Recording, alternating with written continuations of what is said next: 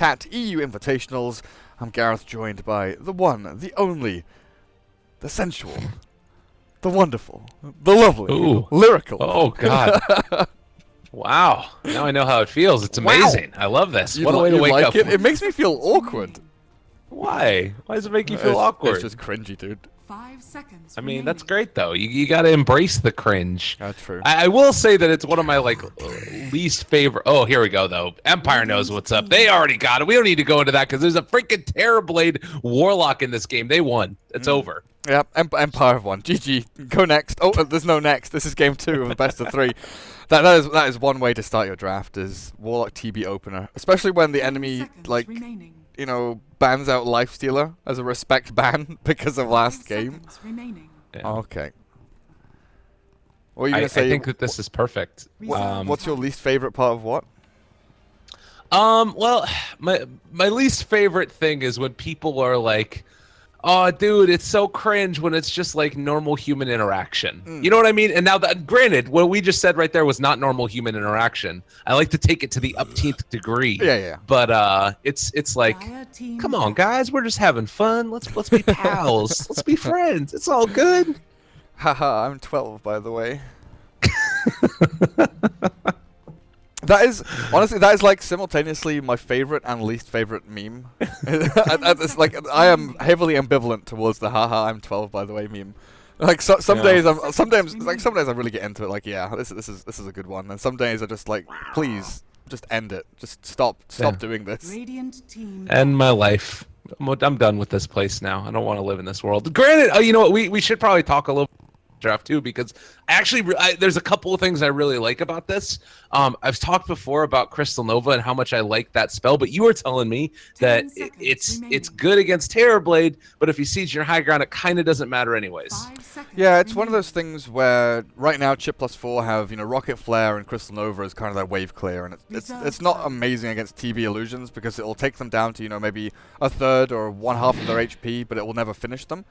So you're kind of chipping away at TB illusions that, you know, are just going to get resummoned anyway in the next 5-6 seconds. So you need more guaranteed illusion clear to actually stop him from breaking high ground, which is why the laser blind Tinker Aghanims upgrade, you know, banned out is such a good counter to TB. Is because you, at the same time, you know, make sure his TB illusions can't hit your buildings and clear them out at the same time. Other than that, heroes like OD that have, you know, anti-illusion spells like Arcane Orb are reasonably good in the kind of late game scenarios against TB. But mainly you want to play against TB with early action, I feel. I don't, like, you never want to let a Terrorblade team win a fight near your base or just, you know, casually walk up to your base or your towers. You want to engage them in front of your tier 1s, in front of your tier 3s, find snipes and pick off some people, and basically just disrupt the flow of Terrorblade, because if you stop him farming early, he's not the best at coming back. He's very tempo based, even as an agi carry. Yeah, that's true. And hey, I think that the mark of a really good Terrorblade player too is that they get things done early and often, and like being able to disrupt that. Yeah, it's really important.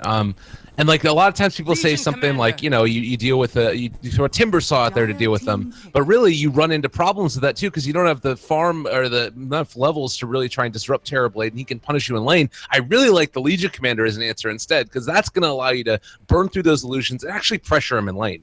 Oh yeah, absolutely. And also very good against TB because you can just blink. If you know which one's the real one, you just blink duel with Blade Mail, the real TB, and he shreds himself on the Legion Commander Blade Mail. So a multitude, like, that really kind of rounds these three heroes nicely together. You've got the outspam with overwhelming odds, and you've got Arcane Aura to kind of supplement your aura there. You've got Clockwork Rocket Flare. But the question has to be asked now, is this an off-lane Legion and a 4-roll Clockwork? Or are we going to see some kind of, you know, mid or safe lane Legion that we used to see from Chinese teams, you know, 3-4 months ago? Or the mid Clockwork, dare I say. Oh my goodness. Oh. It's not going to be that. I don't think either. The mid crystal, hey, the mid crystal maiden, dude. That level 25 Crystal Nova damage, I tried it out the other day. It's actually amazing. Oh yeah? 10 seconds remaining. I thought I would like the Frostbite more, and I think that it's still game to game, but you one-shot creep waves at later levels. It's wonderful. But so a couple things here too. Tusk and Medusa, they have all the Terrorblade answers right now. But Tusk, I guess a combination of like getting things done early with Terrorblade and also saves for the duel. Oh yeah, the snowball save against duel is huge. You know, we think about oftentimes Dazzle as being a hero to pick against Legion Commander because of the Grave, but we talked about it yesterday. And even if you get dueled and brought down to, you know, low HP, even if you don't lose the duel, you're still on 1 HP, and you're going to die straight after anyway. So things like Snowball, you know, takes you completely out of the fight, and then allows you to replay around that duel area where oftentimes the opponents will kind of dogpile in and put themselves in a bad situation just to get that kill. And with the OD being a natural counter to Medusa, with the Arcane Orb stealing int, as well as doing massive damage through the shield of Medusa, Team Empire have like answers of their own. You know, you mentioned that Chip+4 have picked a lot of TB answers, right? Ways to deal with the Terrorblade, early game, mid game, late game, throughout their draft. Clockwork, Crystal Maiden early, Legion mid, Medusa late game as you build up your items. But I don't feel they've got good answers against like Fatal Bonds plus OD damage. Yeah. It's going to be quite hard to deal with. And they also, Team Empire, have sort of solved some of the problems of control in the last game. Like Tusk, I think that everybody underrates how good Ice Shards can be at controlling a team fight. And then also, of course, Snowball for initiation. The one thing I do always worry about as well, though, is like Tusk, you sometimes run into issues as well with like the same type of thing a Ricky would, where you're roaming around, you don't get enough experience, and you're level 3 by like 10 minutes or something if you don't find those bounty runes and such. So probably going to be really important for Chip+4 to make sure that they don't give up too much to those early rotations. Yeah, definitely. I'm still wondering where this Legion and Clockwork go, though. Medusa has become more of a mid-hero of late, but I'm not sure you're going to put that up against an OD. It's like okay in the first couple of levels because OD is not going to be slamming you with the orb, but I've seen a few OD players like revert to the old school build where they'll go for like, you know, like a 2-3-2 build where they'll go for earlier points in the orb just to do harass damage to their mid lane opponent and skip out on a few of the astral levels because they don't need the range on it or they don't quite need the damage on it. But they've got two ways to deal with duel, right? Snowball and astral. Yeah. It's going to be so hard for Chip+4 to get any kind of initiations or efficient jump-ins. I think, to answer your earlier question, I like the Clockwork either with the Legion or like running around trying to make stuff happen, maybe helping out. I really like the thought of the Legion against the Terrorblade. I think that makes a lot of sense there. And Legion mid against OD seems like sort of you know. But for Team Empire... off-lane hero, unless they want to run a Ghost Stick Tusk, maybe they just go back for like the Centaur again. That's a possibility. Yeah, Abaddon is another one that comes to mind. You know, it's early pressure. You can also farm well on the Abaddon if you go for that Midas Radiance route. Natural Solar Crest carrier, which is huge against Legion and Medusa. You basically just, you know, Solar Crest and Vlad's your TB up, so he can go and destroy high ground pretty much. Or in that vein, Omni Knight. Oh yeah, Omni Knight could work as well. Like a repelled up OD would be huge. I'm just wondering like what they need because they have team fight, they have push. They have a little bit of sustain through Warlock, but I think I'd like, you know, more of a kind of aura/utility offlaner. Not necessarily an initiator. I don't know if you need someone to actually jump into fights because that's what Chip+4 are going to be doing to you. They've got Clock, they've got Legion. You kind of want to bait them into jumping into you and then turn around. So some kind of, you know, reaction hero. Maybe even something like an Enigma could work here. Or a Void. Oh, all right. Old school. I mean, it's counter initiation or initiation, depending upon it. It's in some ways also kind of a high ground tool, I guess.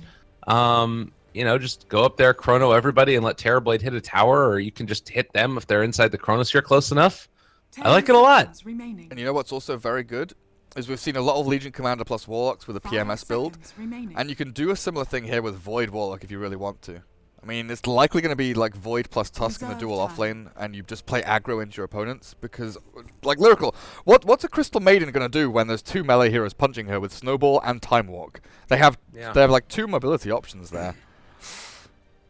Yeah, she's in trouble. And Clock. This is just like Chip+4 needs a strong safe laner, like a troll, or I don't even know, honestly. They're gonna take the Lina, so it's gonna be the Medusa C. Oh God, what is this lane? All right, no, it's Lina safe. It's gonna be Lina mid, right? It has. Arc took Medusa. Yeah, that's why I was saying earlier. It's mostly been a mid hero because you can abuse bottle, you can abuse treads, you can go fit. Like there are so many options with mid lane. You can supplement your mana with Ring of Aquila.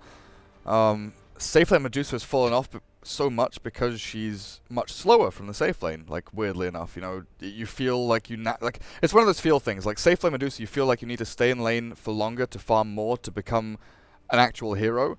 Whereas mid lane Medusa, you build sort of smaller incremental items to win your lane, and then come out during the sort of 15 to 20 minute mark actually as a force to be reckoned with. 10 seconds remaining.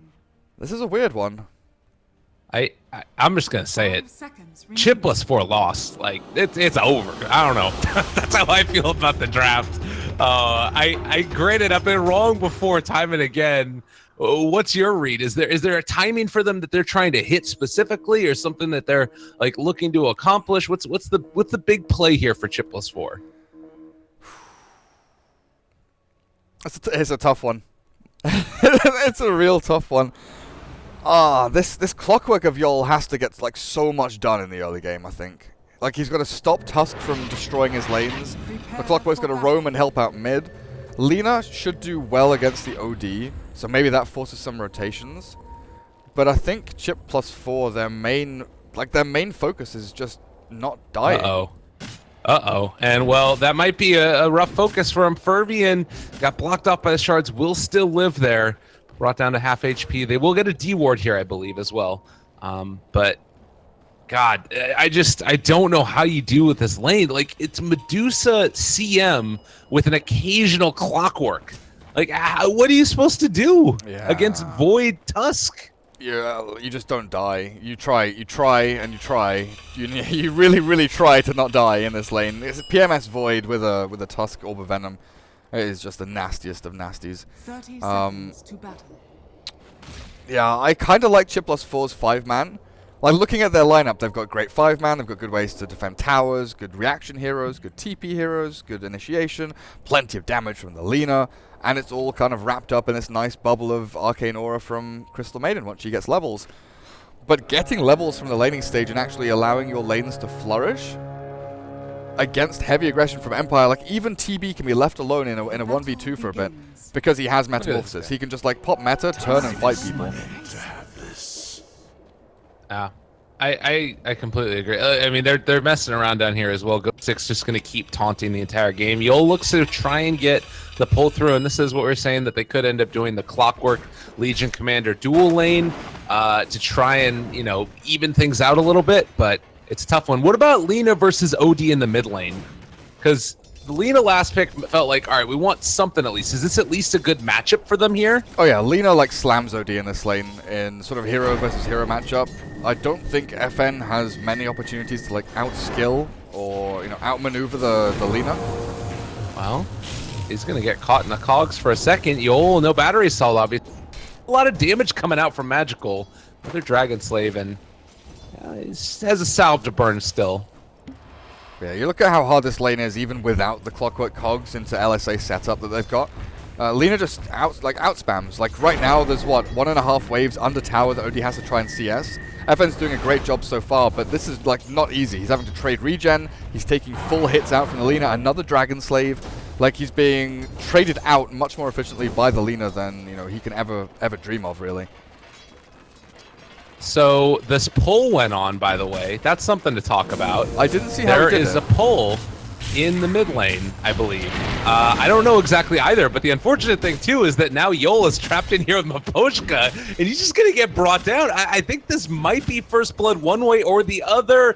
Yol getting ran down. They have the Faceless Void as well. Time Walk is on cooldown still. The snowball forward, bringing another in with what? them. They get pushed back by the cogs. Time Walk forward further. They've lost all their mana. Yol, the magic man, gets out somehow. Okay, if that had just been one hero, if that was just Maposhka in the snowball, he lands inside the cogs, but because there's 3, I'm actually surprised both of them clip out. Because, you know, with spells like, you know, shards and Nature's Prophet sprout inside of cogs, only a certain amount of, you know, unit space within the cogs can be taken up. And usually it's like 2 and a bit heroes. 2 heroes and 1 creep, pretty much. I'm not sure on the maths on it. But if there are 3 heroes, you're just going to get, like, clipped out if you're landing straight on top of the clockwork in the middle of the cogs.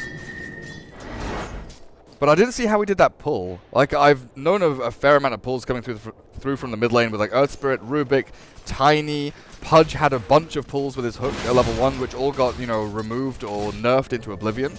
But a Tusk pull.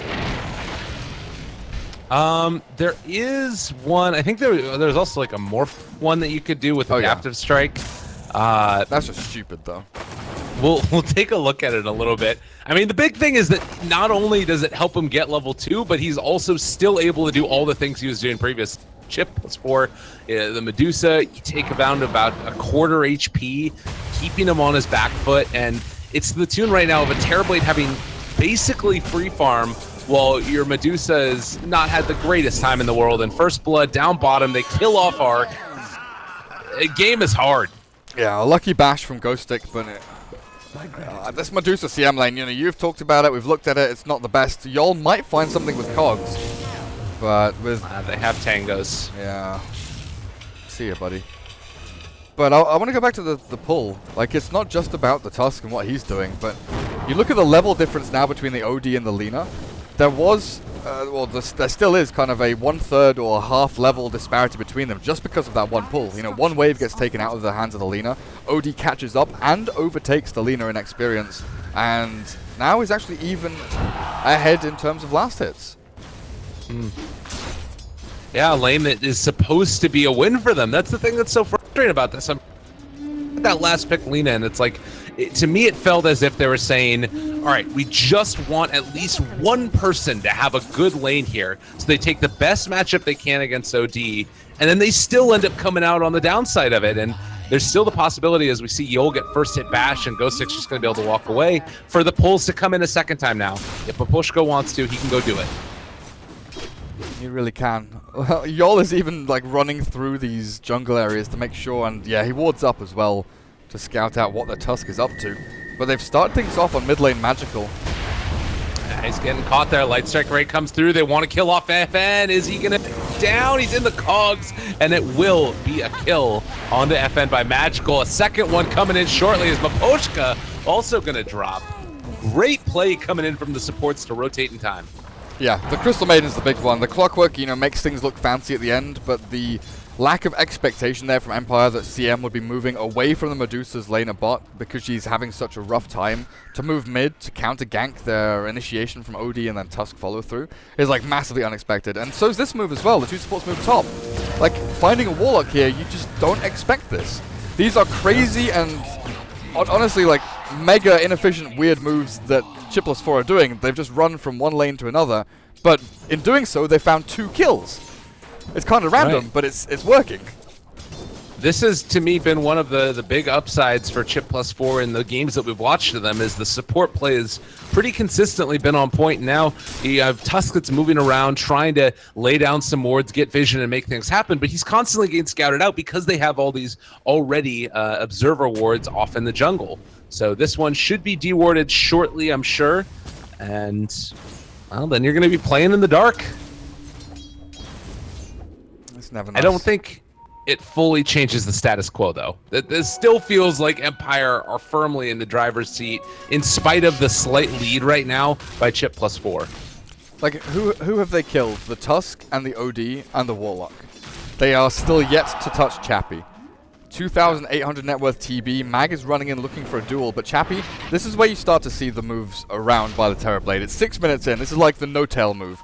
Usually he goes with OG to like mid-tier 1 to help Ana and shove that out, but usually that's when Ana has, you know, some kind of mid-matchup that can hit towers. Oh god. Well, they're just going to find the kill on the Medusa instead. She's level 5, and that is a great rotation, making space, and now maybe going to find another one as well. Furby and back behind enemy lines. He's in trouble as well. They're going to catch him. They're going to kill him off, and, well, 2 kills and a tower. Certainly great for Ghosting. Yeah, it's big for them, and in the meantime, FN was playing like very passively, making sure that he doesn't die. Now they've taken a couple of kills spot. He's playing hyper aggressively though. Yeah. Oh, and the battery assault came out before he could astral himself as well. Oh, it was mid-animation astral trying to get away from Luna Blade, but FN, a little bit of a misplay there, buddy. Yeah, but it's one of those things where you think, okay, we've killed bot. Maybe they go defend their bot tier 1. We've applied so much pressure that I can play aggressively as well. But so often it's like this ebb and flow of back and forth. Oh, this is going to be big. He caught 2 in the cogs, and they have overwhelming odds again in a second. It's going to be a lot of damage. Connects onto several. Chappie brought down low, all the movement speed, and there's going to be the duel. Can they find this kill? Can they keep their Terrorblade alive? Yol is going to run in there as well, trying to run him down, but now they bash up Mag. They do get the cogs pushed back. Yol doing everything he can, put his life on his line for the team, and Ghostic also might have thrown his own away as they're chasing him down. The snake comes through, and Mag finds at least something, if not the duel win. The final time walk in, he just wanted to hit Mag and kill him off, but the Crystal Maiden there with the Frostbite once more. Chip+4, they would love to, transition into a tier 1 of their own, but they just don't have the heroes to do it. They don't have a TB who can suddenly deal, 3,000 damage in the space of 30 seconds or something to kill off buildings. I only have a Medusa, and she only has Phase Boots, but at the very least they get a deny on the bot tier 1. Crystal Maiden slowly but surely giving up on him. Well, she needs to try and save her buddy now, as Ark is getting ran at, but you do have Yol. Battery assaulting in, just... This is, a little bit of a showing off the changed Tranquil boots. We talked about that in one of the other games. I think it's made a pretty big difference for how good support Clockwork can be. Yeah, for a bunch of heroes. Like, sure, you lose the bit of armor you got from old Tranquils, but it's been a long time coming that support heroes, roaming heroes would get Tranquils and Windlace. And just kind of consolidating those into one item slot has been infinitely more useful than having the armor inside the Tranquil boots itself. Like, you just get so much movement speed. You look at Treant when he's got, level 4 invis and Tranquil boots. He's got like 509 movement speed or something crazy. Yeah. Well, and I think particularly, like, this was a problem for Clockwork before in the support role, is that he wasn't able to keep up with people. But at 405 movement speed now, when these are, not getting disabled, it's quite good. So Medusa does finally deny that tower, building towards the Hand of Midas. If there's a way to win this game for him, it's when you get to the later stages. But it's going to be a long, long game, I would imagine. You said you still like their 5-man, though. Do you feel like they're on their way towards that potential 5-man where they could start grouping up and just running down towers, or is it still a long ways off? It's getting closer and closer. Like, Mag's Blink is a huge factor there. He's, 600 gold away from it. The fear I have is the itemization that we'll see from Lina and Medusa. It looks like the Medusa's going to go for a Hand of Midas. I'm not sure about this. I kind of feel they need to go for maybe more early game brawling, but I guess if the Medusa feels that she's not doing enough damage now and probably won't be doing enough damage in the mid game, you just leave that to the Legion and the Lina to zap people during duel, then Medusa kind of aims just to be that late game presence, and then you have the high ground defense from her. Uh-oh. King R is here. Mag as well. Chappie is in the area also, and they've got this upheaval just laid down onto him. Yol gonna end up popping the cogs here, but this should be a dead Mag. She was chasing after the wall. She gets the first hit. Oh, God. That hurts a lot. And now Magical is also caught in the trees here. Maposhka spots him at the shards, though, a little bit off the mark. He wanted to go for a one-shot there on the OD, but didn't end up happening. And that top lane fight is just the epitome of sadness. Being caught in upheaval and chrono, and just have it like tick over you little by little, not being able to move. But the attempted TP from Yol, just getting first hit bashed by a DD Void, is really, really sad for them. But I do still like the 5-man from the Radiant team. It's a bit of a delay on Mag's Blink, but not too much. They won't struggle a massive amount. Clockwork needs level 6 though, so he's farming jungle and making sure that he can get towards his hook shot, and then things start to come into play.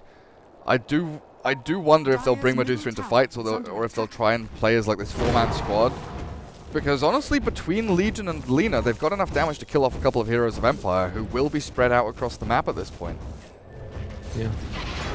And you do also have at least also like the Warlock ulti, so it hurts to have to just drop that onto like a Clockwork and Legion commander, but I guess if that's the main way that right now at least Chip+4 are going to be taking fights, that's probably going to be worth it for them. Like Medusa's not going to offer that much in these engagements, probably going to try and stay away from him the entire time just because she's going for that Hand of Midas build.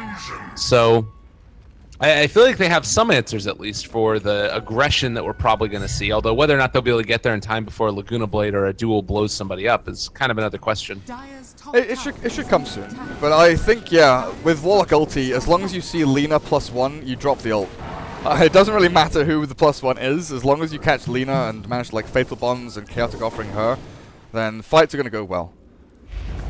Lina has such a difficult job of, you know, being positioned like this, kind of behind main objectives, spamming out Dragon Slave, but also being in position to react to like a Blink Duel or a Legion Commander running in or a hook shot. So maneuverability items for Magical are going to be incredibly important after the Bloodstone. Yeah. It's a hard way to deal with it as a hookshot comes in now onto Miposhka. Nothing for him to snowball to. Tried to push himself out with that shards, but the delay is just going to mean that he probably gets taken down regardless. So they find a kill. They're going to sort of do a little bit of moonwalking for a moment in the upheaval, and looks like Fervian wants to take another minute to talk about things. Yeah, I mean they did just get a decent pick off. I'm looking at tier 1 mid and thinking FN is very low on HP, doesn't have much mana. He'll have to retreat back to the jungle to farm. Maybe Chip+4 can actually go and get a tower taken. Because there's no Metamorphosis either, right? He's already used it. Chappie, yeah, he's like 2/3 of the way through the duration of Metamorphosis. This is like the perfect time for Chip+4 to actually go and get stuff done. Do they know that Metamorphosis was popped, though? Doesn't look like they had vision in that area. They might have walked by the ward, though. I didn't see where he ended up using it. Yeah, I can't remember where he's, like, he didn't use it top, did he? It might have just been a farming one. At the very end of the fight? Maybe you're right, and he has just been using it to farm. But either way, I still think that even with Chrono over on Empire, Chip+4 have to go and make something happen. They have Blink Duel now as well. No, it's just all of these small things add up. They have a pick, they have Blink Duel, they, it's just this Medusa, like, has Midas now. That's the kind of one odd thing, is like, they have all of these tools to go and fight and kill people, and then they have Medusa Midas, which does nothing, right? 820 HP, level 4 mana shield, she has her ult, no levels in split shot. I mean, what would be the other item, though, that would allow her to fight? Is Yasha enough, or Dragonlance enough? I think Dragonlance would be good. Maybe even like the old Maelstrom build, especially up against the TB, would be like pretty excellent. But I'm not disagreeing with the Hand of Midas. I think, you know, it's you can understand the reasoning and the plan behind it. They want to secure this Medusa's late game as high ground defense because the rest of the heroes are very mid game oriented. You know, Legion Lina, they scale decently. We've seen some Linas go for Daedalus and Bloodthorn. But against the TB, you want something much more secure and much more, you know, tanky. Lina can get blown up very quickly. But I feel it doesn't, like, jive with the rest of their team. Miposhka is here. He is going to go for a Shards and a Walrus Punch. They're giving it over for the duel, but, what? What? Duel? I don't know, dude. Alright, I guess it was a vision thing, but the mid lane, they're going to get up to Chronosphere, onto Medusa, so they're going to give up the Miposhka kill, but take a far bigger one in turn, I believe. A Light Strike Array, try and turn it back around. They drop the Golem, though, and that should be maybe an arc. Do you really get out right here? No, the Fatal Bonds, enough to bring him down off of the creeps even, and they end up being able to finally find that kill. FN had 20 stolen int there and level 1 Sanity's Eclipse. I feel like he should have just dropped it on the OD and Lina, and maybe they find a secondary kill there, but great final Fatal Bonds from King R. Like, barely catches the Medusa on her retreat out, bounces to a couple of creeps, and then that finds the kill. They got that way too close, I think, but Empire come out the better in that engagement with the Medusa kill. And Medusa, the hero that kind of needs to stay alive and continue farming, dead for a good chunk of time. While Chappie, I mean, going for Lincoln's also. Oh, really? Is she? Yeah. I'm not sure about this. I mean, it's Sunder. Yeah, you can understand, sort of. Tusk spells. Yeah. It's tough though, because like by the same token, is Terrorblade really going to get low enough where he needs to Sunder? You know what I mean? I've not seen it yet. They have Blade Mail on Legion Commander.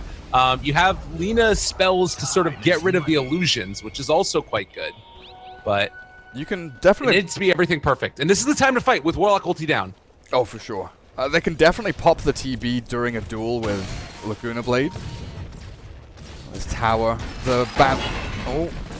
All right, they found the Warlock. He's going to get out of there now. They find the kill with Magical, bringing in the Terrorblade Illusion. They popped Metamorphosis for this as well, which is going to be spotted. So this is even a bigger timing right now. And Mag thinking about going forward. He jumps up, gets the Blade Mail, pops the duel as well. Snowball, oh, he is within range. I thought he wasn't quite there in range, but now they're jumping forward. CM ulti on the high ground. They kill off one, but Poshka in trouble. But Chappie still ran away. And Magical looking for this kill. 14 Bloodstone charges, is about to run down Chappie, I believe. Gets the Sunder off, turns to try and fight.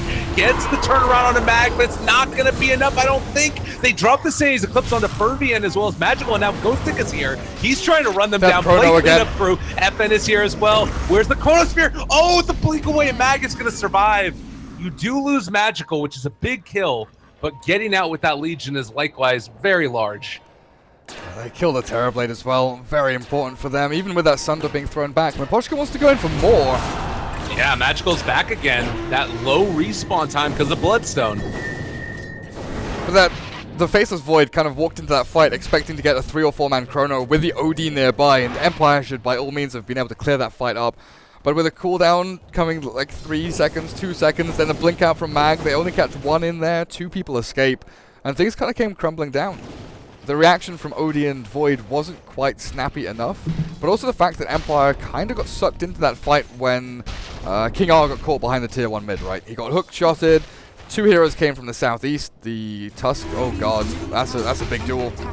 Yeah, top lane, Faceless Void, though he is going to get the time walk off, and one of those times where you're questioning the Midas again.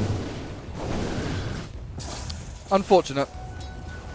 Unfortunate. I mean, that's more, I think, that Void didn't bash at all, so the Blade Mail like wasn't reflecting more damage, but like Ghostic being unlucky there with his bashes turns out to be lucky in the end. No.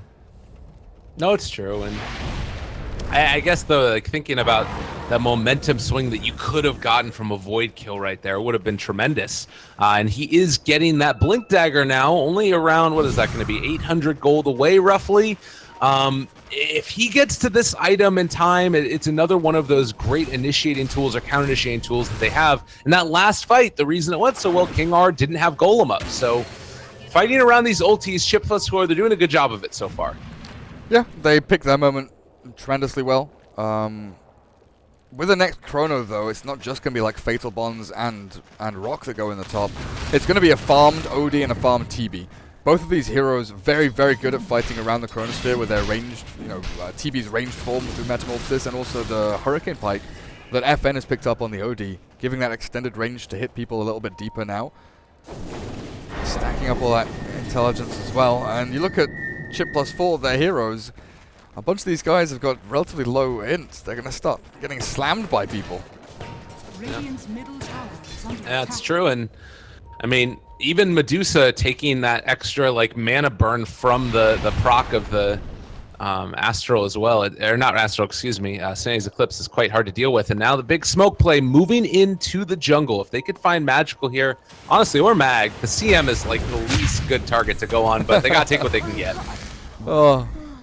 Well, that's fine for Chip+4. Right, we lost our Crystal Maiden. What did we gain? We gained information on 4 heroes in our jungle. Oh, actually, no, they didn't. They gained information of 2 heroes in their jungle. Maybe now they feel a little bit safer than they should. Oh, Mag. Do they realize where they are? Terrorblade is mid. They're going to go for the duel. I don't know if this is the right play. He didn't actually get the duel, and now going to get caught. But Chappie's on the far side. He does have enough range to catch now onto Mag, and with the OD there as well, that's going to be enough to find the kill. Now they drop the Chaotic Offering onto Arc as well as Magical in the mid lane. There's going to be the Medusa ulti coming out, stoned up for the moment, but the snowball forward, and that should be enough for that kill onto Dusa. Fervian doing his best over to the side, but is just going to be eliminated again. by that Sanity's Eclipse. And look how easy it is, even with a couple of misplays there. Okay, Mag misses the duel with the Blade Mail onto the TB, but I'm not sure if he didn't know if it was the real Terrorblade or if he wasn't sure his team was going to be able to catch up in time to follow through on it. But Ghostic, all he needs is to land that Chrono onto the Legion Commander, and the fight is already lost for Chip+4. It's just the movement forward from OD and TB to get... No, it was a deep Chrono.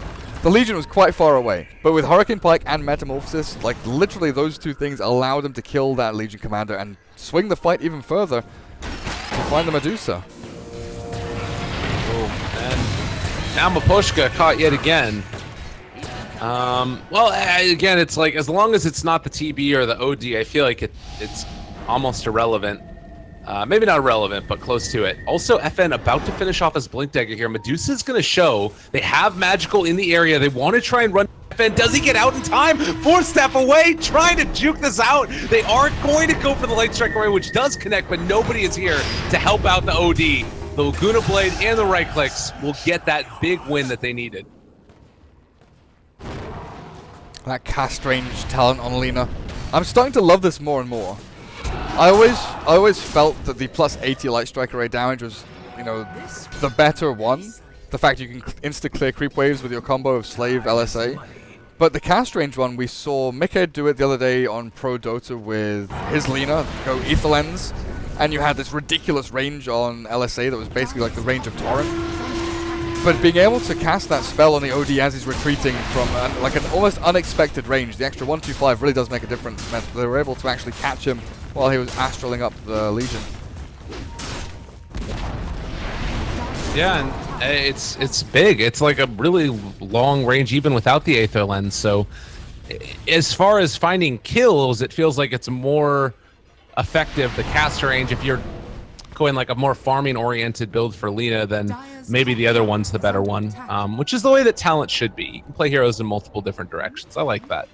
Yeah, also like cast range kind of scales better, right? You know, the flat 80 damage is very good sort of early to mid game, but as we get later and later with things like, you know, Hex, cast range on Hex or Blink Dagger, things like these are monumentally huge. Yeah, I mean, you can do 80 damage with one more like right click later on. Yeah. Ooh. You know, a little bit of cancel animation. This is a problem though. You got everybody all caught up in this chronosphere. They're gonna drop the rock on top of it. Fatal Bonds is there as well if they want to use it, but no, they're just going to be going for that upheaval. And now it's hard to go in on top of the rest of the side of Chip+4. Didn't get as much out of that as two oldies as they should have. No, that Medusa definitely should have died, but she's incredibly tanky. Level 15, the Hand of Midas has also helped out there. She's like, she's actually not even the highest level in the game. Are they still catching on to someone? Oh, Lina, you are not meant to be there. Yeah, that's a deny. That's a problem. Now you have Terrorblade Illusions hitting away here, and granted, she'll be back very quickly, but you're gonna probably lose this tier 2 tower. They're gonna bring in the CM. They want to try and fight this still. Ben, off to the side, he still has Sanity's Eclipse, could drop that onto all of them right now. Lina doesn't have a tower to be in onto, but they also do not have the control on Team Empire right now. They need to wait for the counter initiation play, and here it's gonna come. They show it right away. Medusa down to almost no mana right at the start of it, but FN will be able to escape after finding at least one pickoff. Felt a bit weird. I thought they were gonna go for more. The OD would like try and steal as much int as possible with like a Blink Hurricane play, and then try and get some kills. But it looked like they were just trying to slow the advance, find one pick, and then retreat. At least the entire team of Empire were on the same page there, and no one, you know, apart from the Warlock, gets caught. But they get another tier 2. Roshan is available for them. Surprisingly enough, the tier 1 top's still standing. I'm kind of like shocked that against the TB you've kept your tier 1 top alive, but it's kind of weird that Empire have not gone for this at all. Every single bit of action has been focused into this Radiant jungle where Medusa has just been farming away non-stop and continues to do so, aiming now for the Skadi after Lincoln's as well as Yasha. Well, Midas not looking so bad anymore. Doing it. It's working. It's definitely working. And it does, I mean, there's still answers for him, and we saw there just the one Sanity's Eclipse, how hard that can be to deal with, but as soon as that's down, it's a completely different story. So, other things, Lina going back for the bots, trying to smoke up again with Mag to see if they can find a dual victory. Lina Blame is off of cooldown. Seems unlikely to find one, as it's just Terrorblade Illusions that are off to the side. Maybe Mapushka's the one that gets picked off. Anyone's a good pick-off. Finding some kill just kind of stems the flow. Alright. Well, there's people coming in right now. They drop the Chronosphere, still gonna find that kill. No! The Astro is gonna keep alive, and now Mag is gonna end up dropping down. So they do kill off that Tusk, but in the meantime, Fervian drops a ward. I think that they spotted that. I'm not positive, but they might have spotted you turn your head back for an instant. Okay, so a dual kill is a dual kill, and finding any pick-off is a good pick-off for Chip+4. Losing 2 heroes after a pick-off on a Tusk is not good, though. That is a big, big loss for them, especially when one of them is their Legion Commander, the main person to, you know, clear out TB Illusions, to scout out Roshan, to jump in and initiate. It's a rough one, and Empire realize this, go straight into the Roshan pit. They've got Shadow Word, they've got TB Metamorphosis already up and running, and Ghostic with the Vlad just allows this to be taken so simply. And you have nice things, you know, Lina shut the lanes in the meantime. It's good reactions. I kind of want to see now, like, I feel like if you're Chip+4, you just need to take like that one big team fight, and they've got good abilities to make it happen. But I almost feel like you can't fight as 5 into Empire right now. You only have to play the pickoff game, and Empire's been doing a really good job of reacting to it. Yeah, they still have all their shrines up, they've still got TP, tier 2s to TP to, but it's just all of these mobility items. OD can appear in a fight, you know, in a matter of seconds with a TP, a Blink, and a Hurricane Pike. The same with Faceless Void. Blink and Time Walk allow him to just race in. We're also looking at Tusk aiming for a Blink Dagger to help save people from you know, duels. And look, Warlock buys a 4-staff as well. Sure, all of these can be kind of flagged as, hey, the enemy team has a clockwork, but it's also the way that Empire are fighting. You know, they've got these long-range initiation heroes through Tusk and Void, and the people who deal damage need to be able to keep up with them. They need to be using 4-staffs aggressively as well as defensively when they're jumped on. Right. That was an Invis Rune picked up by the Void. I do not believe that was scouted. The ward is just a little too far away for that one on the Radiant side. So, might be a pickoff as Terrorblade is caught. Sunder! It's not going to be there in time. But you do have the Chronosphere that connects on it both, but where's the follow-up? Nobody else is here to get the fight going. They do have the upheaval already used. They also have the Chaotic Offering, which they're now going to drop. And with enough upheaval used, the chase coming out from FN, they'll find a double.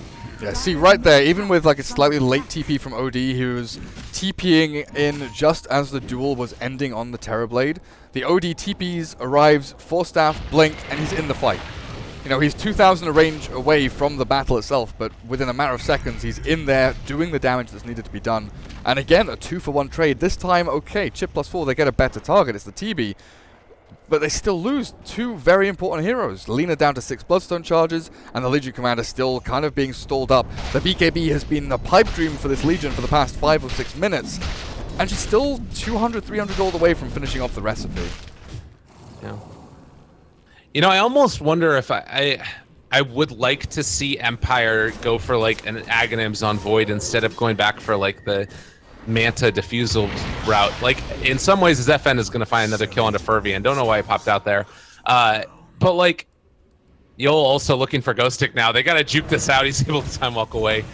The main thing that's holding him back right now is not the ability to kill people once they're used their ultimates. It's not having the ultimates on cooldown. And Magical, oh, just outside of those shards. That would have been a kill. That would have been glorious, honestly, if they catch the Lina there. She's so quick with the Fiery Souls and the Shadow Blade that it's kind of difficult to latch on. But finally the tier 1 top will fall. Trouble about defending this though is, yeah, Mag has to go bot lane. He'll have to TP up top at some point to try and def this, because they are gathering as though they want a 5v5. And Yol getting ran down. Sanity's eclipsed. They want to keep the battle going. They pop the ulti from the Medusa, but now FN has already used the Force Staff for it to self-astral. Now you have Mag coming into this as well, is going to get ran down. The BKB has been bopped. They don't quite get into range right there for the catch, but now the Chronosphere comes out right at the edge, catches onto the Lina. She's going to go down. It does give a big heal out to Mag, though. Doesn't matter. It's not going to be enough. Now in a ton of trouble. The tier 2 tower only held back as long as the creeps are. And this is maybe even going to be a push towards high ground with no Mag for 60 and no CM for another 30. They have buyback on the others, but it's not going to be enough, I don't think. So remember when I said that the Medusa had to be their one late game hope? It's not even late game yet, Lyrical, and the Medusa's alone defending base 1v5. This is very, very dangerous for Chip+4. Yeah, this is rough. Yeah, you have a Solar Crest on the Clockwork, which is great at being able to hold on to it. They get a nice stun coming through onto several, but come up. Gonna keep alive. Chappie dropping low, does still have Sun. He's gonna get Astral for the moment. He doesn't have a target right now, though, because of that Lincoln Sphere on the Medusa. Chappie falls so low. Teammate, that's where you gotta walk forward and be a Sunder target. Come on now. It was on cooldown for another like 6 seconds. Oh, that's why. Yeah. All right, well, never mind then. Good job, team. Get out, run away. But that makes me question why he didn't just stand and hit the melee racks. A couple of hits and he would have finished it off. You know, it's now healing back up, and that should have been a full commitment from Empire.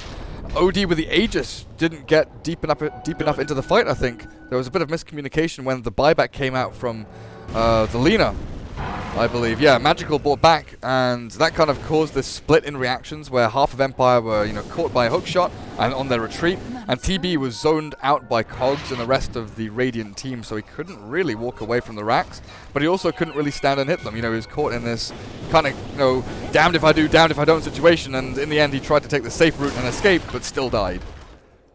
Yeah. No, it's tough. And I think too, like, you don't need to make that move. You don't need to pressure up too high and too far. The Aegis was about to wear off, which I understand them wanting to make that move while they still had it. But I feel like they're in a pretty good space right here. Yola's going to go in onto the Warlock. I do not know about this play. They still have Chaotic Offering and Chronosphere available. There's a Hex that comes out. That's going to be Clockwork in trouble. They jump forward, trying to kill off King R, but they don't get the duel. Mag now also in a hell of a lot of trouble as Mabochka's found him, as well as Chappie. Gonna just go for the BKB, but gonna drop down regardless. And Magical, forced to run out, needs to push out this top lane and apply some pressure, because they know the push is coming. Yeah, the push is coming and you're going to lose a lot of your base.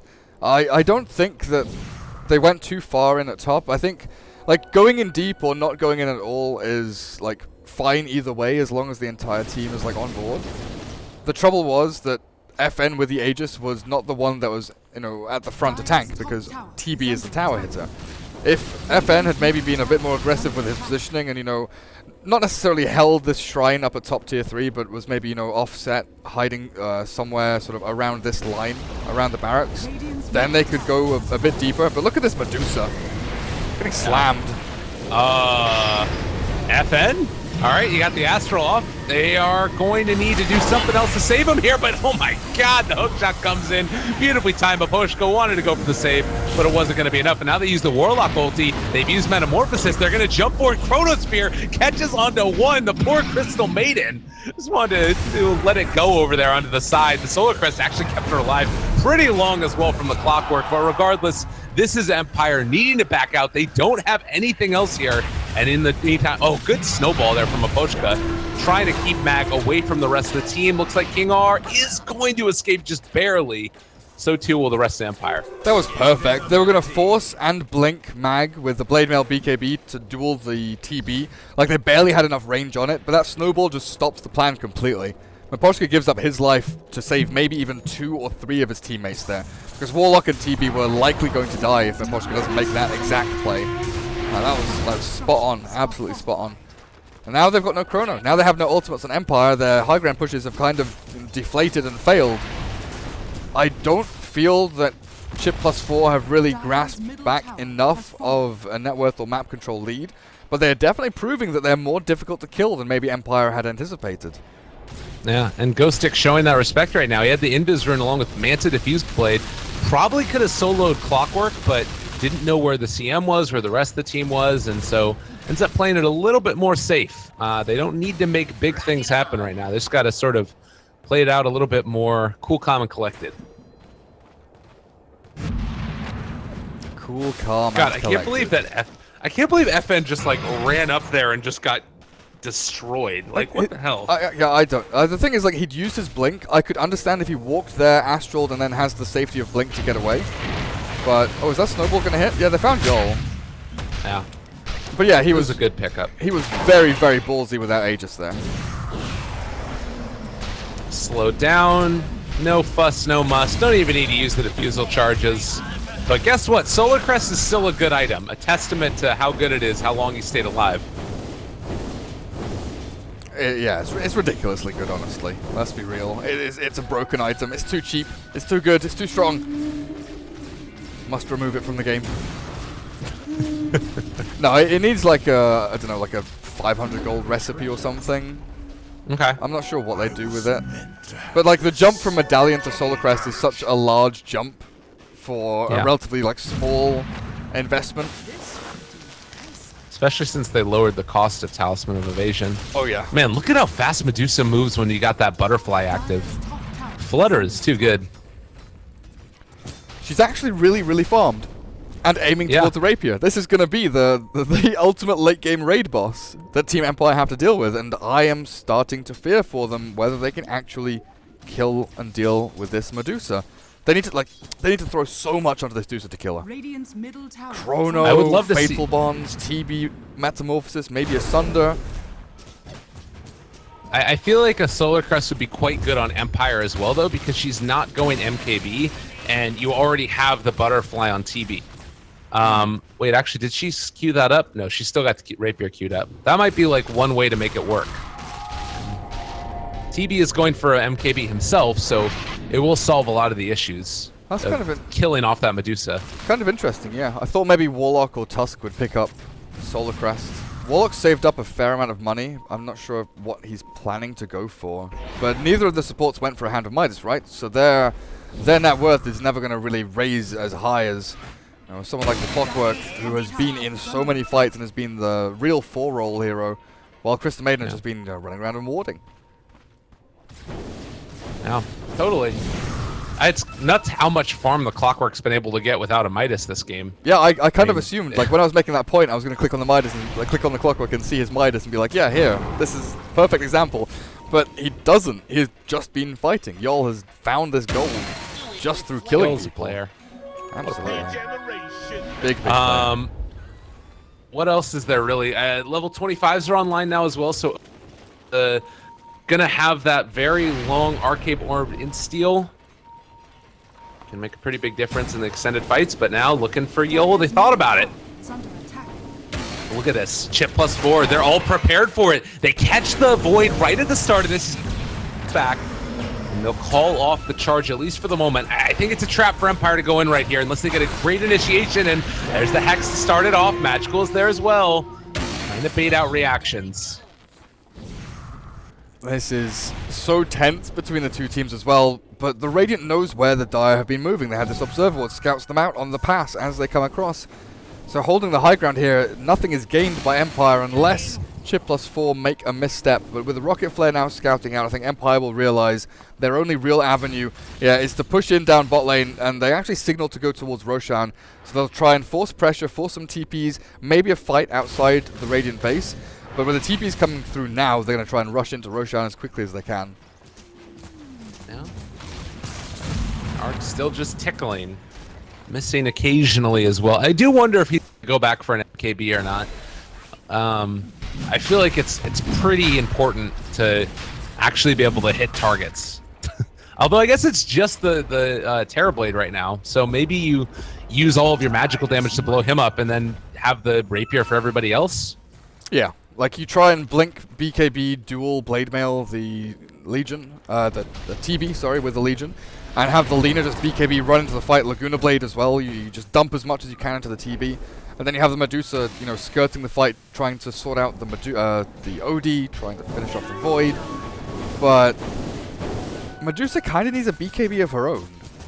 Against an Odie whose main source of damage is the pure damage from Arcane Orb that's, you know, ripping through your shield and your HP. There's a great reason why Lena's bought one for herself. You know, it's not for Chaotic Offering or Snowball or anything like that. It is literally just to deal with the Odie with Hex and Arcane Orb. I mean, by the same token, though, also you have problems with hitting her an FN. I have seen on occasion, it's very rare, but every now and then you'll pick up an MKB. And it sometimes can be worth it, particularly with all the evasion that you've got on this Medusa, like we've talked about, Butterfly, and then also having the Solar Crest there from the Clockwork. I don't know if it's that game. Maybe Bloodthorn would be a better pick since she hasn't gone BKB. For the OD? Yeah. I always struggle with this. Bloodthorn would be good because it does give a lot of attack speed to the OD, but most of the time just buying attack speed for heroes like this against evasion is perfectly fine. Okay. Maybe this game he does it, but I don't think so. Like maybe with a Butterfly and Solar Crest, it's enough of a nudge to go that direction, but yeah. He's just so slot starved. There it is. Oh yeah. Oh yeah. Rapier time. They should spot this though. Like, it's gonna be immediately revealed when she puts under a ward. Has hit it so far at least. It's kind of anticlimactic when you know, oh, Ghost Stick top lane has the Chrono. Okay. But Magical's gonna be back in a second anyways. And somehow she's still got level 25 from that death. I don't know how that happens exactly. Or he's separated from the rest of his team, but they're realizing this could be a bad fight for them. There's the buyback from the Lina immediately. Yola's controlling him. They pull two inside. A ton of damage here on a King R. He's going to drop if not careful, but he got the mechanism off in time. That's going to keep him alive. And now Chip+4 in trouble, but they blew up the blade. This is going to be a kill onto the Terrorblade. But Poshka's going to drop as well. They don't have anything left. 4 dead. No buyback. And Ghostic knows he has to cut this creep wave. They have no Chrono for the team fight. They're going to lose the Aegis. They wasted Snowball to save someone from Cogs instead of waiting for the duel to come through. And Ark just stands on low ground, right-clicking like a madman with the Rapier out. Oh, he looked like he was nearly going to die as well, but this OD and TB just get shredded without the safety of the Chrono to actually lock targets down so they can deal the damage. They have left themselves very susceptible. And having to drop the Chaotic Offering on the Medusa alone is not what you want to be doing. We had this conversation before. We talked about what does the Warlock do. You want to be dropping it on Lina +1, Lina plus Legion, Lina plus Clockwork, something like that, not the Medusa on her own. This could be it. Honestly, I don't know how you stop this push right now. The best thing you can say is that the creep wave is not there, but they're going to force out the glyph early on. That's with backdoor protection because they were out DPSing it. Because guess what? Magical has that level 25 talent. You still have 35 seconds away before OD is there. And this is going to at least end up being a tier 3 tower, if not way more. Looks like this is such a great play by Void, though. Look at him. He's keeping the backdoor protection on. Literally saving the game right now, Ghost Stick. Just him. Team on his back. He carried game number 1 with his Batrider. Game number 2, this Faceless Void. Like, it's always that situation where if you Chrono the Lina top, sure, it's a big kill, but you need this Chrono, especially when he doesn't have that Aghanim's build you were talking about, to actually do things in team fights. And do you really want to go on an Aegis Medusa rep? No. I don't think so. You definitely don't. But it's so the first lane of barracks go to Chip+4. It's crazy. But it's super anticlimactic, right? You know, this Medusa, she was always aiming for late game. There was never a glimmer of thought or an idea in this player's head that they would ever be fighting with a Medusa early or mid game. It was always planned for the Lincolns, Yasha, Skadi, Butterfly, Rapier. That was like always the game plan. Yeah. Build late game Medusa, hold high ground, don't die too often. I mean, but is it going to be enough to carry them to the end, though? Like, you still have Empire with great controlling items. They still have room to grow, and it is just the Medusa. Like, her mobility is always going to be a problem for this hero, and moving around the map, making sure that you're in a position where you can actually, like, you know, take the fights that you want. So in some ways, I still feel like there's a good chance that Empire can take this here. Oh, I still favor Empire, mainly because they have a much easier to execute lineup. They've got TB right now split pushing every lane. Like, every lane is pretty much across the river at this point, even though the Radiant have just come away with a lane of Rax and, you know, Aegis on their Deucer. They're still afraid. Because one good Chrono onto 3-4 heroes with TB and OD hitting into it, pre-BKBs from the Radiant, means they lose those 3 or 4 heroes, and maybe even 5. But it's the location of the fights that matter the most. That fight around the Roche pit, very handy for the Radiant with a buyback from Lina to be able to win the fight, then take Aegis. Then they fight around, you know, a little bit around the Rax at mid lane, take the full lane of Rax. Only Ghost Stick saved them for a little bit by cutting the wave. But if team fights happen over on the Radiant side of the base, we know damn well how quickly Terrorblade can take down a full lane, if not 2 lanes, after a team fight they win. Right. Well, and I guess the other thing too, oh, he's caught, gonna be force staffed out for the moment. There's still some chase potential here. King R, all right, he's gone. They could give this dual win to the Legion, but she is back away from everybody else, and Warlock actually gets out. No, oh my god. That was very close. He found this one little spot in the trees where he wasn't hit by anything. That was very, very nearly a sneaky move there. Well, that's nuts. But here's the Radiant pushing high ground. This is where they want to be, forcing fights near enemy buildings. Yeah. And you have the BKB coming in right now for the Medusa. So when this is online, there's not a whole lot that's actually going to be damage dealt against her. Oh, it is hard to deal with. Hard to deal with. How long does Aegis last, though? Another 50 seconds, 45 seconds? Yeah, I'm not exactly sure. Ooh. Nearly caught there. He doesn't have Ag. Medusa.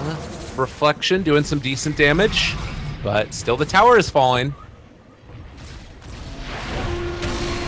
They need to, like, bots in towards bottom and try and force something here. I don't know, anything, because status quo is not working right now. They need to wait for Warlock to be back up. Chaotic Offering's going to be done, and it looks like Chip+4 maybe going to play a little bit more safe.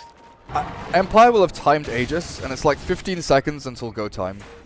Like, as soon as Aegis is down, they're going to try and look for the back end of the fight, or just go in. Oh my god, there it is. As soon as it comes down, and now Medusa gone! Rapier on the deck! Oh, and they're able to go time walk the thing off the Laguna Blade. Ghost Stick living. Oh, wow, and no buyback. No, it's all gone wrong. It was looking great for a moment, but now Rapier online. Warlock's going to pick it up. They're going to run down mid. You bought out your BKB. What a great timing right there. Holy crap, Gareth. What a call.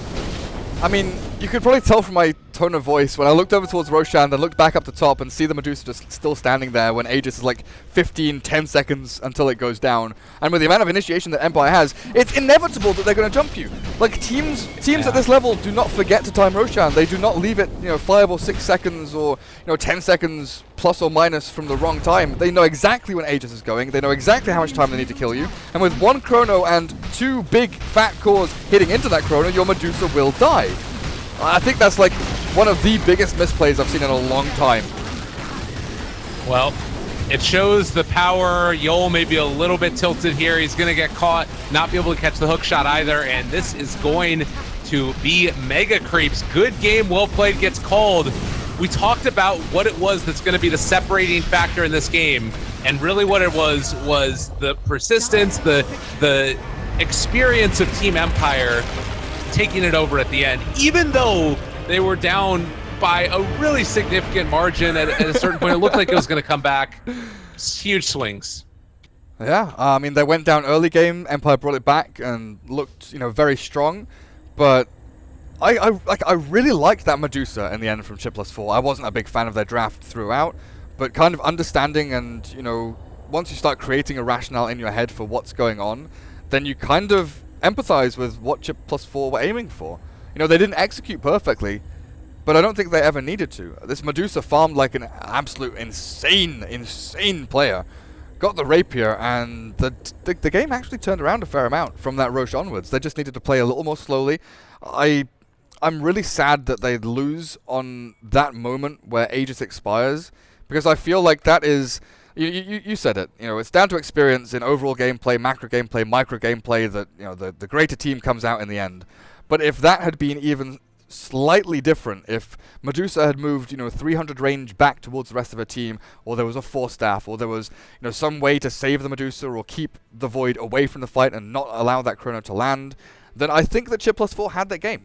I think they, by all rights, had that win in the bag, because they managed to take fights on the other side of the map, stop TV from pushing, and pretty much negate what Empire had done the first 20 minutes. It's so rough to lose that way. Like I'm empathizing real hard here with Ark. That feels real bad. I know. And it's not, that's the thing too about it though, is that it's not just one player that made that call. That was a team decision that we're going to stick around here. We're going to try and push our advantage and end up getting punished for it. I think also maybe that feeling of being behind the whole time and like, saying, oh, we're going to be so close to being able to take it. And then, that one little mental slip up, that's Dota.